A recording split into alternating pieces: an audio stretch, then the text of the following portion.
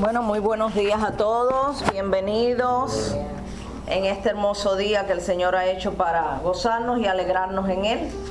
Y en la mañana de hoy tenemos una nueva clase, vamos a estar leyendo los últimos versos del capítulo 16 de Primera de Reyes, así que lo pueden ir buscando ya. Primera de Reyes, capítulo 16, versos del 29 al 34. Y luego vamos a pasar al capítulo 17 de Primera de Reyes. Entonces, sí, vamos a entrar con un personaje muy importante en la historia del Antiguo Testamento. ¿Cuál es el tema que queremos aprender con estos pasajes, con este texto? Que Dios, el propósito de Dios es guiarnos en cada paso que nosotros vayamos a dar y demos en la vida, ¿verdad? Y protegernos de los planes del enemigo. Dios está para eso, para cuidarnos, para protegernos, para guiarnos en cada paso, para contrarrestar las acechanzas del enemigo, ¿verdad? Pero, como siempre decimos, tiene que haber una condición y nosotros tenemos que hacer algo, ¿verdad? Es como el que no tiene trabajo y dice, yo voy a orar y se queda sentado en su casa. Bueno, dice un dicho, un refrán popular, que a Dios orando y con el mazo dando. O sea, nosotros siempre vamos a tener que aportar un granito de arena, que hacer algo, ¿verdad?, de nuestra parte, y Dios va a hacer el resto. Lógicamente, lo que Dios va a ser mucho mayor que cualquier cosa que nosotros podamos hacer, que cualquier dedo que nosotros podamos mover, ¿verdad? Entonces Dios nos va a guiar siempre, nos va a proteger y va a estar pendiente de que el enemigo no se salga con las suyas en nuestras vidas, pero nosotros tenemos que actuar y obedecer, o más bien actuar en obediencia a Dios, ¿verdad? Para que ese propósito se cumpla. Si no, puede suceder cualquier cosa, pero el propósito no se va a cumplir. Verso principal, Salmo 32:8. Te haré entender el camino por donde debes andar. Dice, te haré entender el camino por donde debes andar. Así que Dios está pendiente y ahí está el camino estrecho, ¿verdad? Porque no es angosto, es estrecho, por el cual tenemos que entrar, en el cual Dios nos guía y nos muestra su propósito. Vamos directamente a leer el texto en Primera de Reyes, capítulo 16, versos del 29 al 34. A ver, ¿quién lo lee? Y tiene un subtítulo, Ahab, rey de Israel. Dice, a ver, ¿quién lo lee? A ver, yo, en el nombre de Jesús. Amén. En el año 38 de Asa, rey de Judá, Acab, hijo de Omri, ascendió al trono y reinó sobre Israel en Samaria 22 años. Acab, hijo de Omri, hizo lo que ofende al Señor más que todos los reyes que lo precedieron. Como si hubiera sido poco al cometer los mismos pecados de Jeroboam, hijo de Nabat, también se casó con Jezabel, hija de Edbaal, rey de los Sidonios, y se dedicó a servir a Baal y adorarlo. Le erigió un altar en el templo que le había construido en Samaria, y también fabricó una imagen de la diosa Aserá. En fin, hizo más que provocar la ira del Señor, Dios de Israel, que todos los reyes de Israel que lo precedieron. En tiempos de Acab, Hiel de Betel reconstruyó Jericó, echó los cimientos al precio de la vida de Abirán, su hijo mayor, y puso las puertas al precio de la vida de Según, su hijo menor, según la palabra que el Señor había dado a conocer por medio de Josué, hijo de Nun. Bien, vamos a ubicarnos, ¿verdad?, en la historia y en el contexto. Recuérdense que hablamos que al Roboam entrar en el trono, tomar el trono, hubo una división. De eso hablamos en la clase pasada. Roboam se queda reinando en la parte de Judá, ¿verdad?, en la parte sur de Israel, y Jeroboam comienza a reinar en la parte norte de Israel. Así que se divide el territorio en Israel y en Judá. Eso lo hablamos en la clase pasada. Ahora, ¿qué pasa? Que después de estos dos reyes, después que mueren, vienen otros reyes, toman el trono. Alrededor de 19 reyes ocuparon el trono después de Roboam y de Jeroboam, con el reino dividido, con la monarquía dividida en dos, ¿verdad?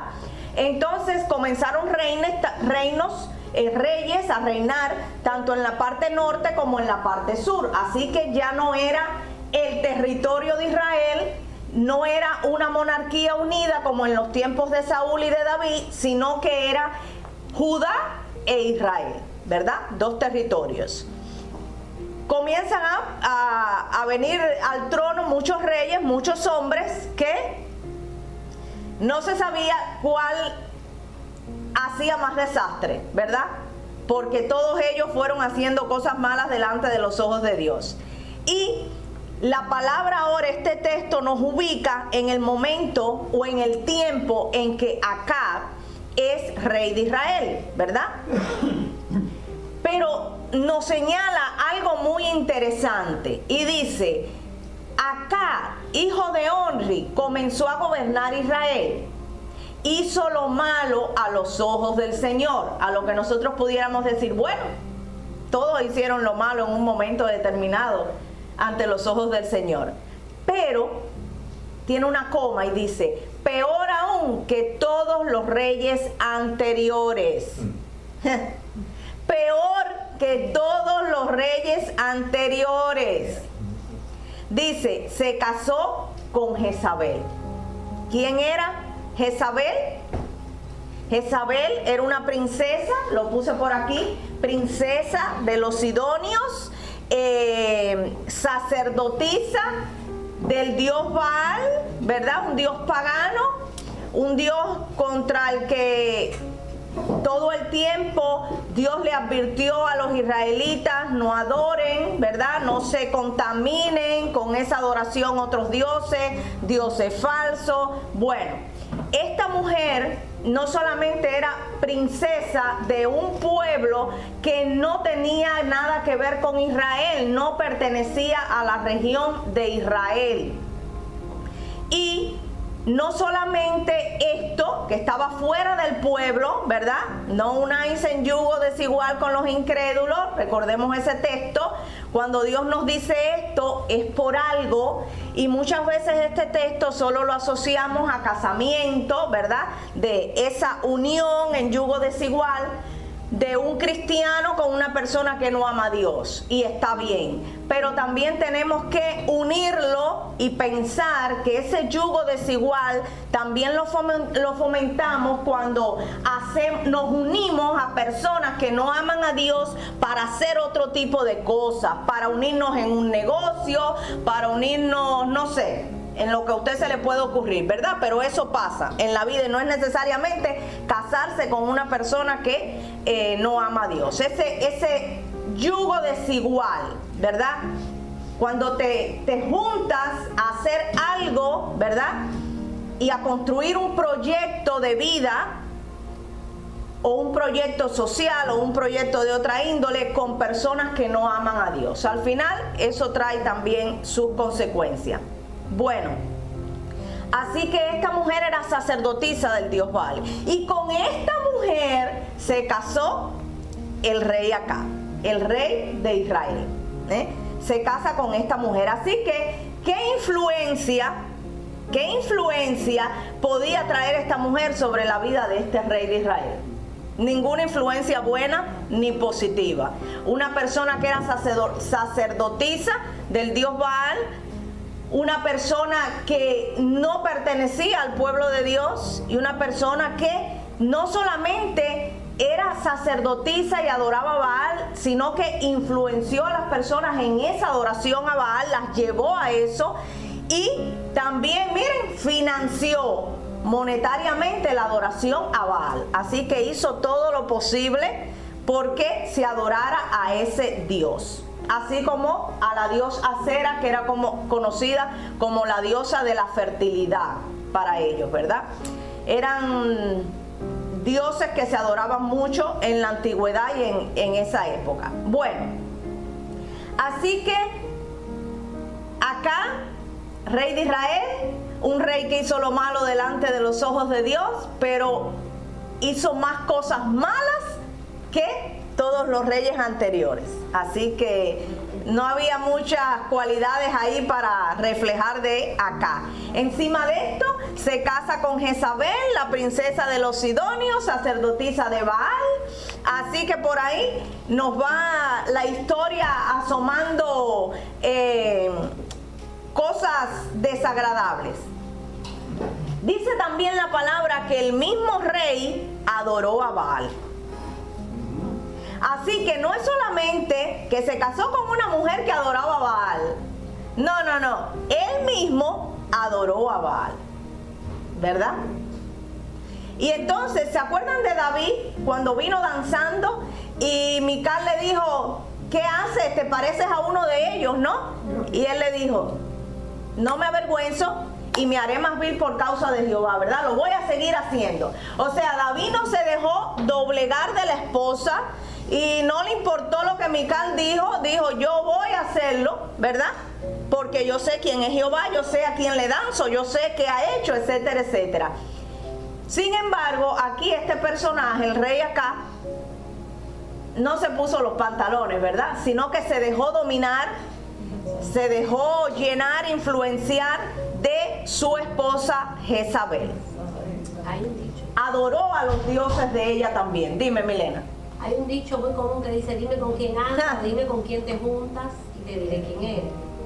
Y si nosotros no estamos con Dios, pues estamos sirviendo a Dios. Contra Dios. No hay en el medio, no hay otra cosa. O estamos para aquí o estamos para allá. Y cuando eso pasa en una iglesia y pasa en un pueblo, en una nación, cuando alguien no sirve a Dios, cuando los que están y llega al trono, está sirviendo al diablo. Está abriendo sus puertas, sus mentes para servir al enemigo, al adversario. Y él va a aprovechar esa puerta y va a entrar. Jesús dice, yo estoy a la puerta, he aquí, yo estoy a la puerta y llamo. Si tú me dejas entrar en tu mente, pues yo voy a morar allí con mi Padre. Pero lo mismo que pasa en el reino, es el reino espiritual. Lo mismo pasa del otro lado. Un pensamiento, si tú dejas que ese pensamiento se haga un nido en tu cabeza, va a producir pichones y va a ser allí su hábitat. Y es lo que le llamamos la fortaleza, ¿ves? Y tú dices, pero ¿cómo es esto? Esta gente que tenía y que tienen la palabra allí, ¿cómo es posible por eso? Eso no pasa de una sola vez. Ya hemos visto que eso venía Salomón para acá, pero igual. Eso cuando tú le dedicas la mente a donde tú estés y con quien tú te reúnes, te vas formando, vas creyendo que eso es lo que es. Y que no hay problema, no pasa nada. No pasa nada, exactamente, no pasa nada. Fíjense, hay algo que no quiero dejar pasar por alto. Dios estaba viendo todas estas cosas, ¿verdad? Y lógicamente a Dios no le agradaba esto que estaba sucediendo en el reinado de Acab. Recuérdense que ahora cuando yo diga Israel, solamente se tienen que ubicar, estamos hablando de esta parte de aquí, ¿verdad? La parte norte de Israel. Así que cuando diga Israel, recuérdense que estamos hablando de aquí, el rey era aquí y no estamos tocando ahora Judá, ¿verdad? Porque estamos acostumbrados cuando decimos Israel, pensamos completamente en todo el territorio. En lo que acá estaba reinando en Israel, en Judá estaban reinando también otros reyes, ¿verdad? Así que estamos en esta parte, en Israel, en la parte norte del territorio. Bien, a Dios no le agrada esto que está sucediendo. El rey acá no solamente se deja influenciar por su esposa, no solamente adora a Baal, a Acera, sino también que crea imágenes, también creó imágenes para que el pueblo adorara.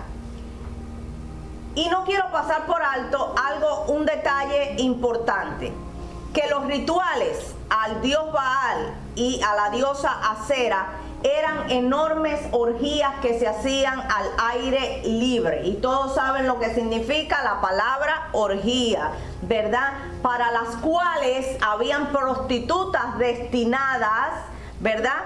Y les llamaban prostitutas sagradas. Porque como eran de esos dioses, pues eran sagradas, ¿no?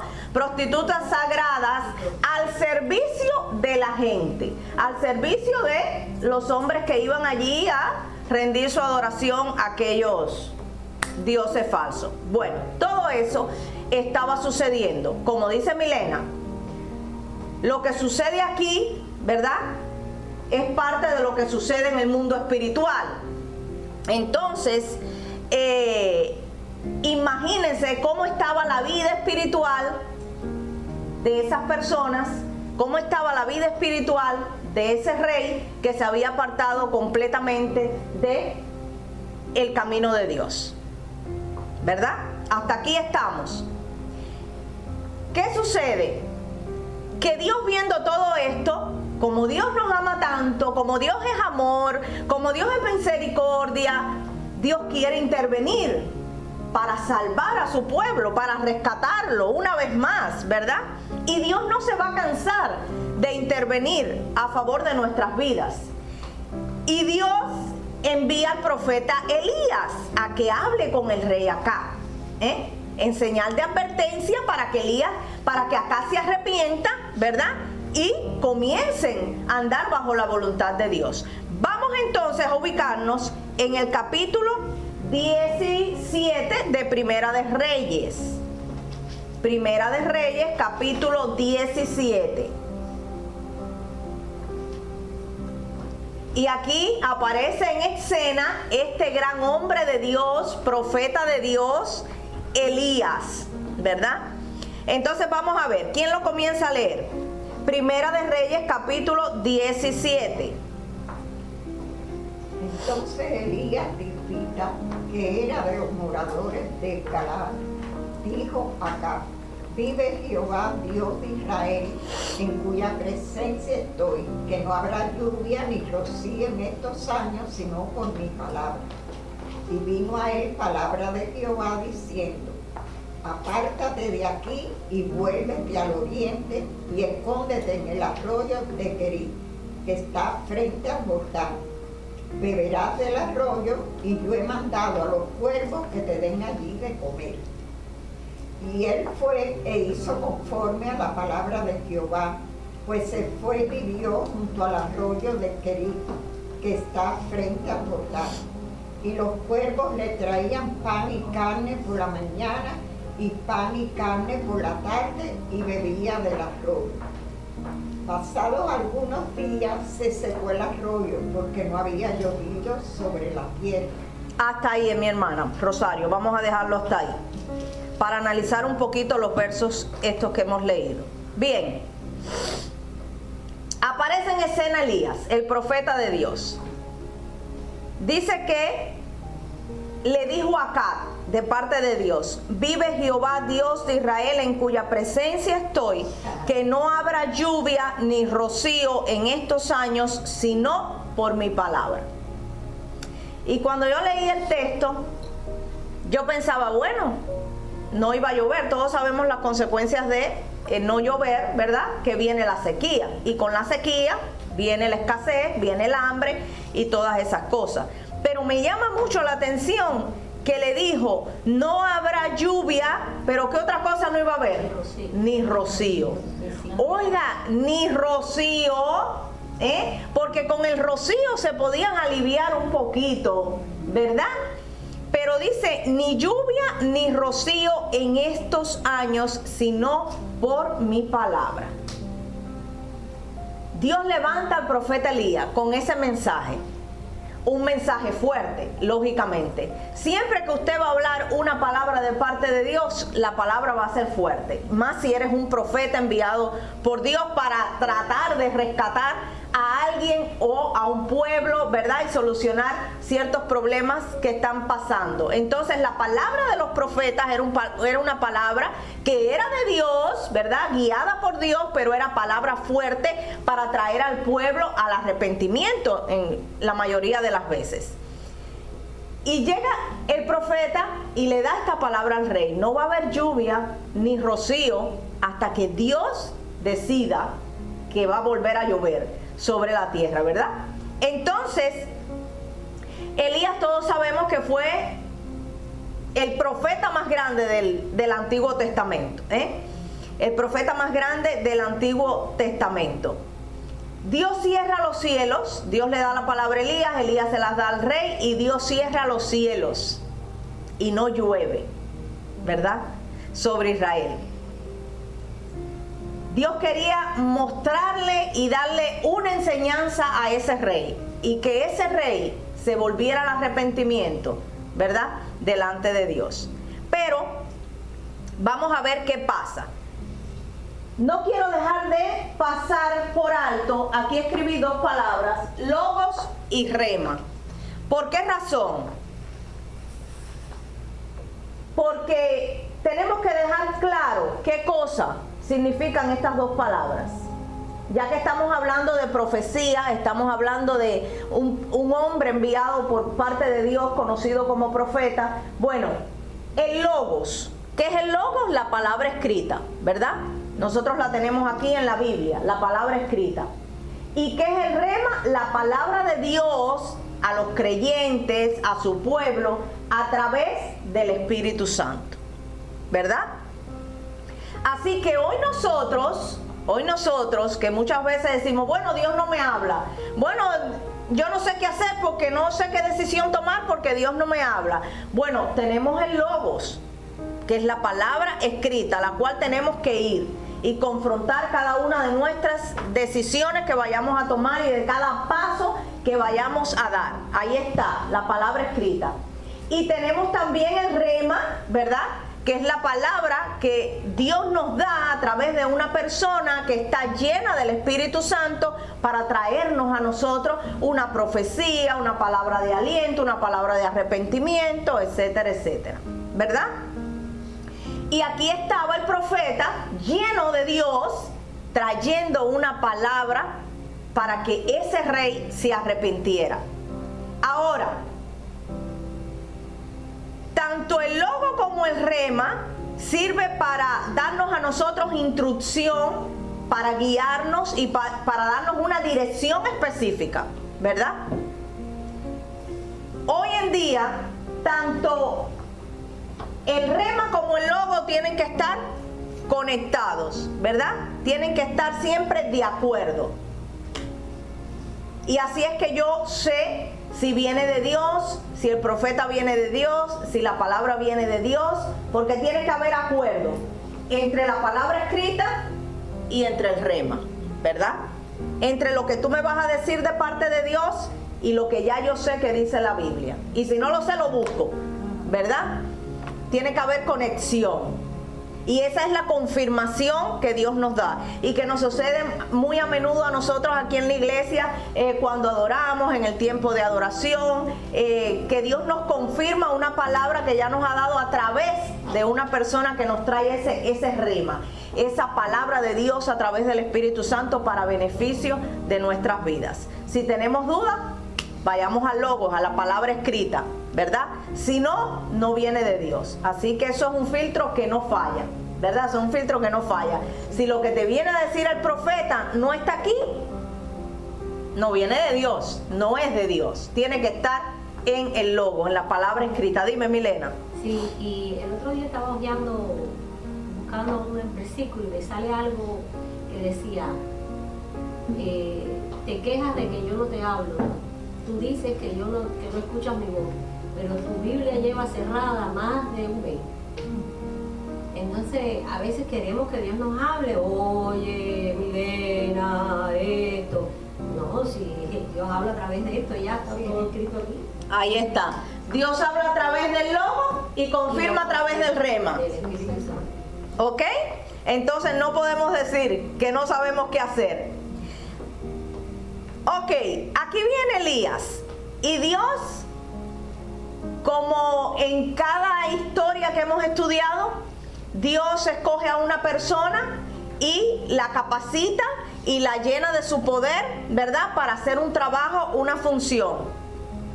Le da instrucciones, ¿verdad? Que tienen que cumplir. Y aquí el Señor envía a Elías, al profeta, a hablar con el rey, a decirle: no va a llover más, ni va a haber más rocío sobre Israel, hasta que Dios no decida hacer lo contrario. Pero no lo deja así, sino que le va dando instrucciones al profeta. ¿Cuál fue la primera instrucción que recibió el profeta de parte de Dios? Dios le dijo: escóndete junto al arroyo de Kerit en el río Jordán. Escóndete junto al arroyo de Kerit en el río Jordán.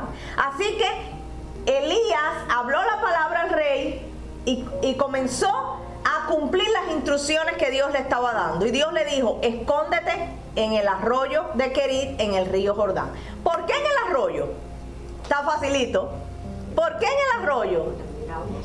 En el arroyo había agua y iba a haber sequía, ¿verdad?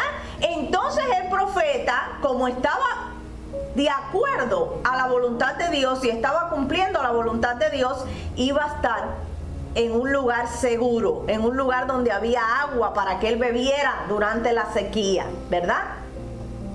Así que de esta manera Elías cumple con la primera instrucción dada de parte de Dios. Y le dijo el Señor, porque no solo iba a vivir de agua, ¿no? El Señor le dijo: y come lo que te den los cuervos, porque yo les he ordenado que te lleven comida. Los cuervos, que le gusta tanto la carne. Dígame usted, los cuervos que arrebatan muchas veces la comida, ¿verdad? De otros que la tienen en sus manos. Y Dios usa a los cuervos y le dice a Elías: yo le he ordenado a los cuervos para que te den comida. Eso es un tremendo milagro. Tremendo milagro, estar allí escondido en un arroyo y esperando que los cuervos te vengan a alimentar. Así que yo digo que el profeta Elías fue muy obediente, fue un profeta que sabía y conocía quién era Dios, qué podía esperar de Dios, ¿verdad? Fue obediente. A nosotros muchas veces nos cuesta obedecer en cosas más pequeñitas, y decimos: no va a ser posible, y no es posible, porque no es posible que un perro hable, o por poner un ejemplo, no es posible que un pajarito me venga a alimentar, o no es posible que en este mundo que vivimos, si tengo hambre, alguien me toque a la puerta y me traiga un plato de comida. Pero sí sucede, amados hermanos, y no es fanatismo. Es que cuando tú sabes en quién has creído y obedeces a quien tú has creído, Dios lo hace. Porque para Él, siempre lo decimos, no hay nada imposible. Los imposibles están aquí en nuestra mente. Pero para Dios todas las cosas son posibles. Entonces, cuando tú decides creerle a Dios, Dios lo hace. ¿Pero qué tenemos que hacer nosotros? Creerle. Si le creemos, Dios se va a encargar de lo demás. Nosotros en nuestra mente limitamos a Dios. Y ahí es donde está el fracaso de los cristianos. Dios es inmenso para hacer todas las cosas imposibles. ¿Cómo no va a dominar a un cuervo si Él lo creó? La sabiduría que Él le da a las personas es para que aprendan a depender de Dios y no a depender de uno, de las fuerzas de uno, porque para nosotros cualquier cosa es imposible, pero para Dios no hay nada imposible. Amén, así es. Donde Dios se glorifica en nuestra vida. Y quiero añadir algo ahí. El gran yo soy vive en nosotros. Y nos ha dado una mente creativa. Como Él creó los cielos y la tierra, también nosotros podemos crear cosas, podemos crear, ¿ves?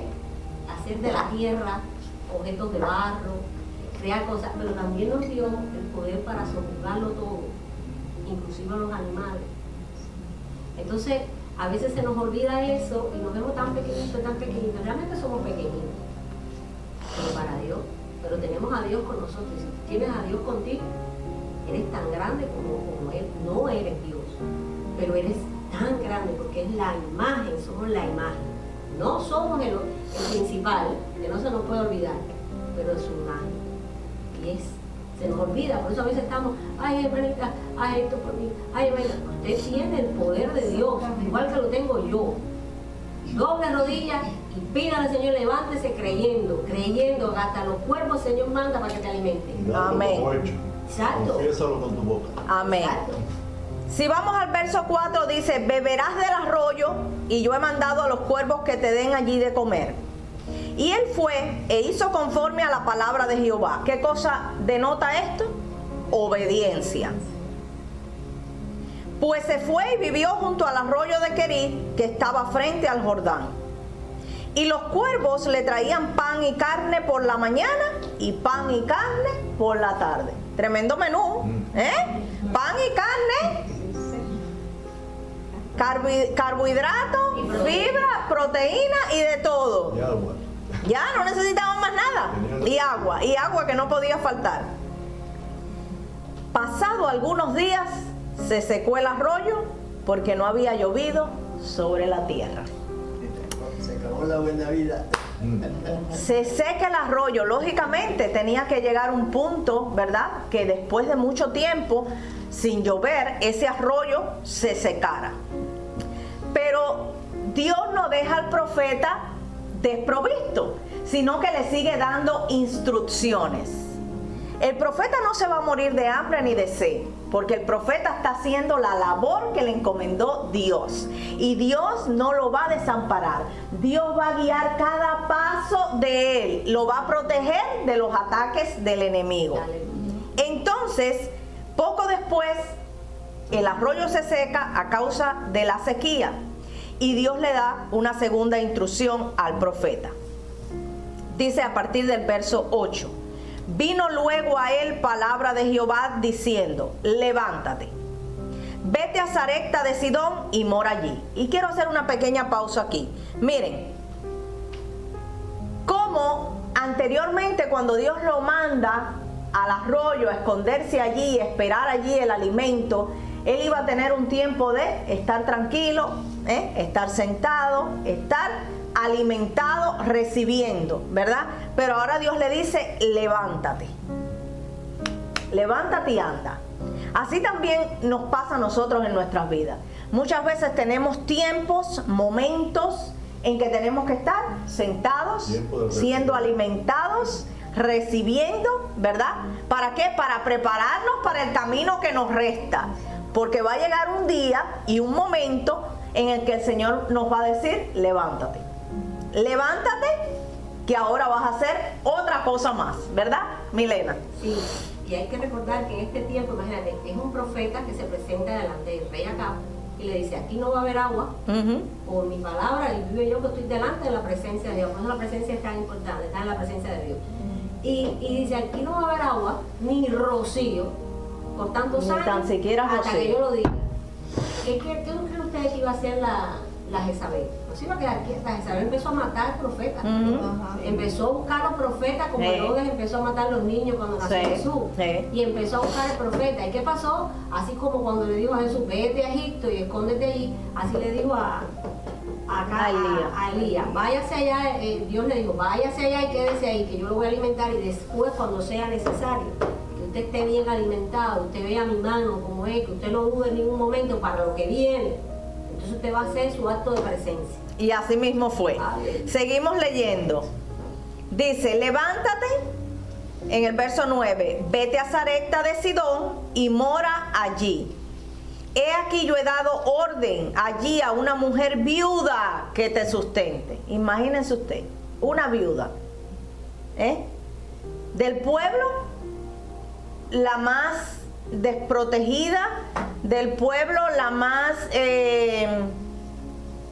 la que tenía menos recursos, Más pobre. ¿verdad? La más pobre, la que tenía menos recursos para dar, porque una viuda y con un hijo. Bueno, seguimos leyendo.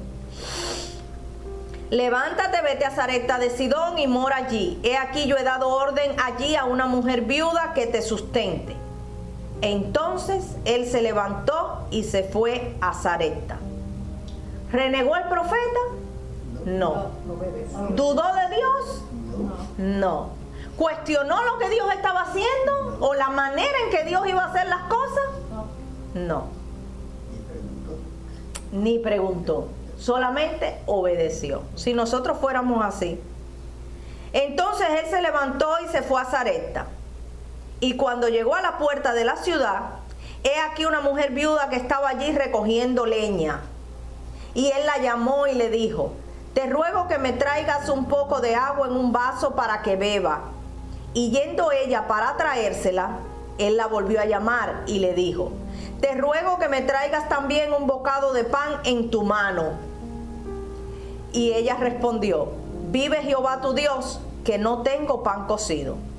Solamente un puñado de harina tengo en la tinaja y un poco de aceite en una vasija. Y ahora recogía 2 leños para entrar y prepararlo para mí y para mi hijo, para que lo comamos y nos dejemos morir. Díganme algo de esto.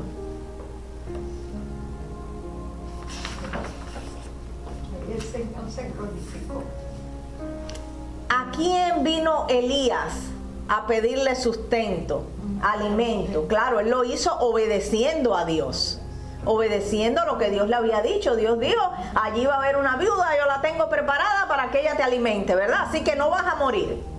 Y Elías fue para allá. Elías le pide agua, a lo que la mujer está muy dispuesta, ¿verdad? Porque parece que agua sí había en esa región. Recuérdense que Sidón, aquí está, miren el mapa, no pertenecía a Israel. Estaba aquí por el mar Mediterráneo. No pertenecía a Israel. Entonces, parece que ahí había agua, ¿no? Y la mujer va muy dispuesta a traerle agua al profeta, pero él no la deja irse, sino que la vuelve a llamar y le dice: ¿y me traes un pan, un pedazo de pan, un bocado de pan? A lo que entonces la mujer le dice: no tengo. Tu Dios sabe que no tengo. O sea, no estaba diciendo mentira, no le estaba negando el alimento al profeta. Le dice: tu Dios sabe que no tengo. Lo que tengo es esto. Y cómo Dios obra en nuestras vidas y a través de nuestras vidas para bendecirnos a nosotros y para bendecir a otros a través de nosotros con lo poco que tenemos en la mano, cuando lo ponemos a su disposición. Él lo multiplica. ¿Se acuerdan la historia de los panes y los peces? Sí. De aquel niño que sacó lo que tenía y cuántos comieron. Dios hace el milagro con lo poco que tenemos, pero tiene que haber una disposición en el corazón. Tenemos 2 opciones. Eso poco que tenemos lo escondemos para nosotros, lo enterramos para nosotros, o lo compartimos con los demás, o lo ponemos por obra, ¿verdad? O lo multiplicamos según sea la condición. ¿Estabas levantando la mano, Milena? Sí, y fíjense que no era la harina y el poco aceite no era propiedad de Elías.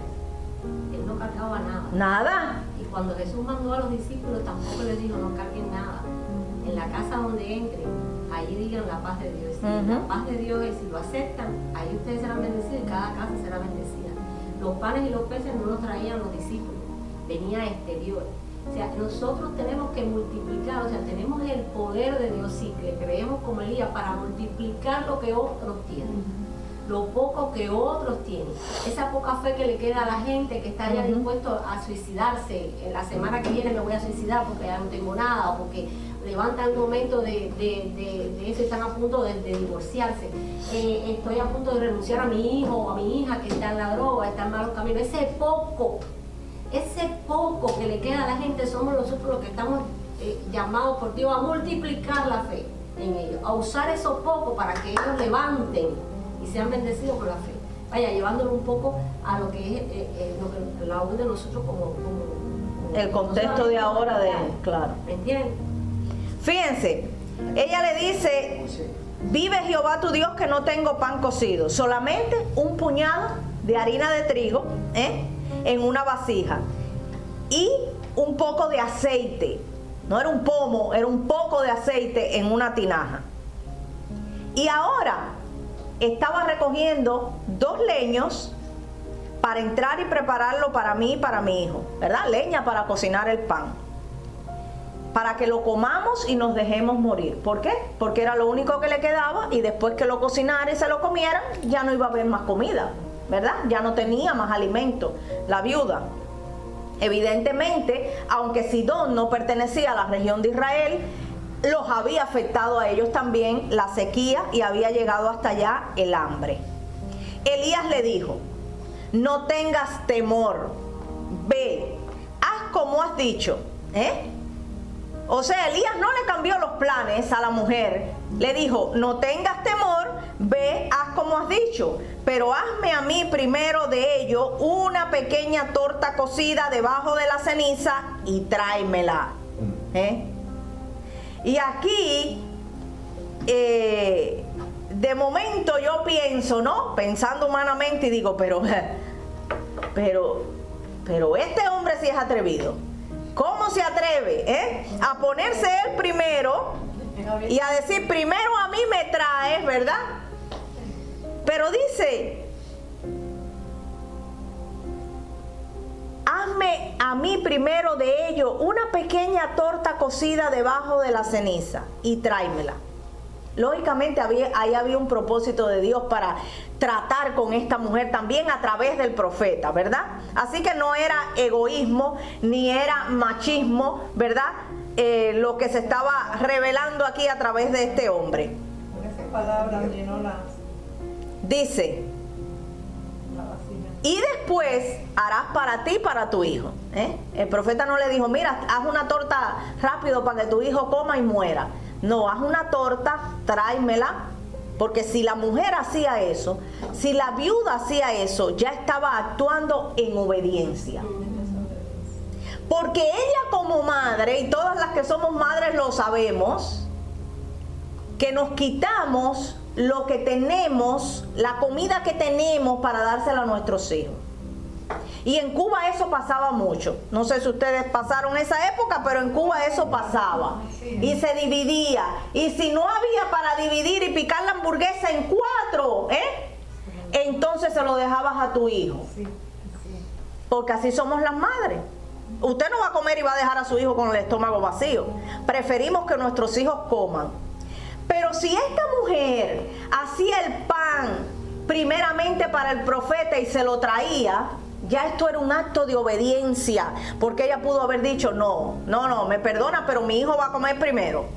Si mi hijo deja algo o si queda un pedacito de pan, yo te lo voy a traer. Pero no, porque ya Dios estaba tratando con esta viuda, estaba tratando en su corazón, como le dijo al profeta, porque la viuda te va a alimentar, porque yo estoy tratando, ¿verdad?, en el corazón y en la vida de esta viuda. Seguimos. No tengas temor, ve, haz como has dicho, pero hazme a mí primero de ello una pequeña torta cocida debajo de la ceniza y tráemela. Y después harás para ti y para tu hijo. Porque Jehová, Dios de Israel, ha dicho así. Y ahí le da él palabra de aliento, de profecía. Porque Jehová, Dios de Israel, ha dicho así: la harina de la tinaja no escaseará, ni el aceite de la vasija disminuirá, hasta el día que Jehová haga llover sobre la faz de la tierra. Esa mujer no pertenecía al pueblo de Dios, ni tan siquiera vivía en el territorio de Israel. Sin embargo, el profeta le dice y le aclara quién es quien va a hacer el milagro: el Dios de Israel, el Dios a quien él servía.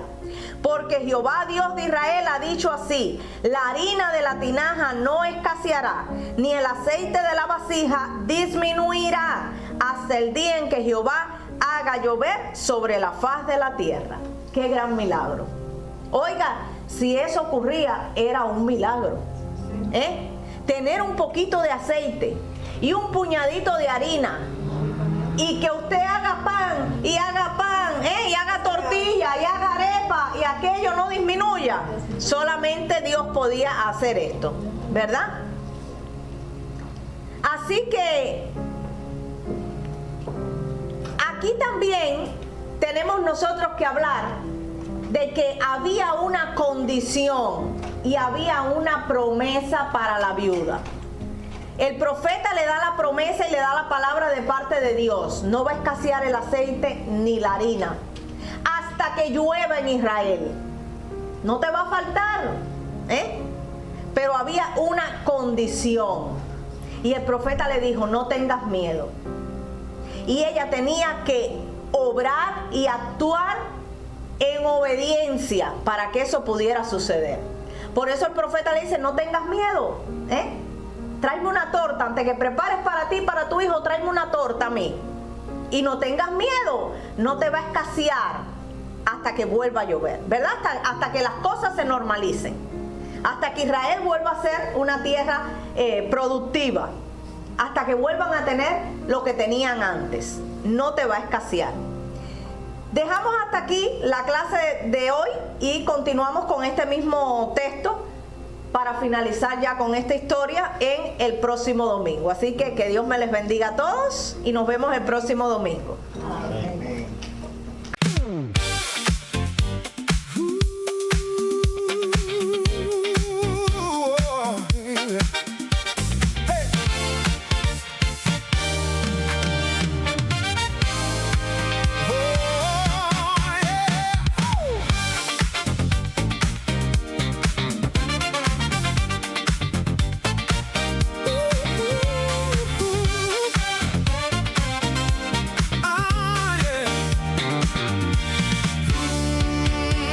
Caminando voy, a veces sin saber cuál es el sendero que debo recorrer.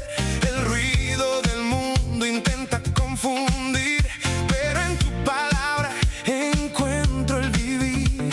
Siento tu presencia cercana y real, librándome siempre de todo mal. Porque tú me dices, yo te instruiré el camino a seguir, yo te enseñaré. Fijas tus ojos sobre mi caminar, con tu amor profundo me quieres guiar. Aunque el enemigo me quiera engañar, bajo tu mirada seguro estaré, pues tu mano firme me sostendrá.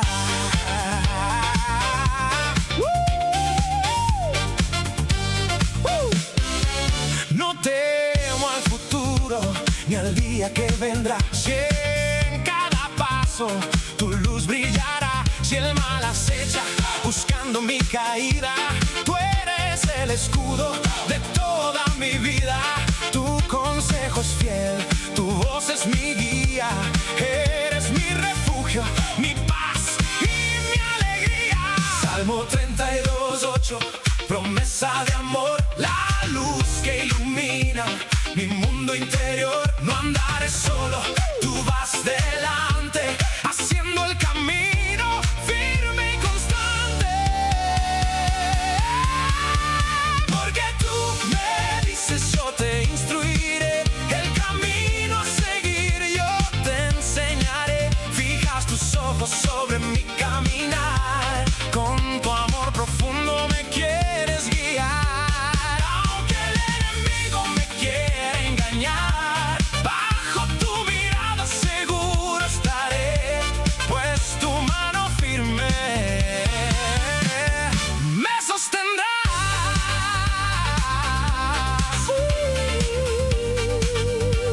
Sí, me guiarás, sobre mí tus ojos estarán, seguro en tus brazos, donde el enemigo no llegará.